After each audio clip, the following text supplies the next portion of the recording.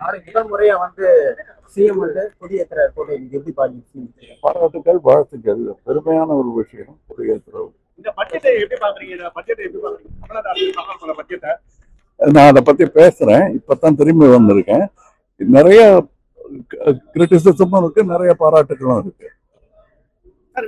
Delimitation பாத்தீங்கன்னா இப்போ ஒரு முறை ஒரு அது தேர்ந்தெடுத்திருக்காங்க. ஆனா தற்போது பாத்தீங்கன்னா காங்கிரஸோட சாரி திமுகவோட நிலைப்பாடு தெரிஞ்சிருக்காங்க டீலிமிட்டேஷன் பத்தி.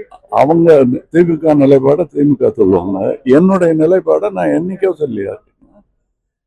நாங்க டீலிமிட்டேஷனை பத்தி என்னுடைய சிந்தனை நான் பல நாளா சொல்லிட்டு இருக்கேன். தமிழகத்தின் நன்மைக்காக ஒருபோதும் அதை விட்டு கொடுக்க முடியாது அப்படிங்கிறது தான் என்னுடைய கருத்து. காவிரியில பாத்தீங்கன்னா நீர் அவங்க நம்ம கொடுக்கல, மழை பெய்ததன் காரணமாக நீர் திறந்து விடப்பட்டிருக்கு. இதே நிலைமை நிரம்பிட்டா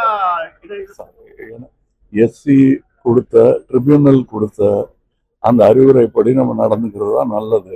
எனக்கு மக்களின் நலன் அது மக்களுக்கு போது நான் என்ன கர்நாடகா வேற தமிழ்நாடு வேற, காவிரி நம்மளுடைய சொத்து, எல்லாருக்கும் பகிர்ந்திருக்கணும், நட்புறவு நீடிக்கணும், தண்ணி எல்லாருக்கும் வேணுங்க.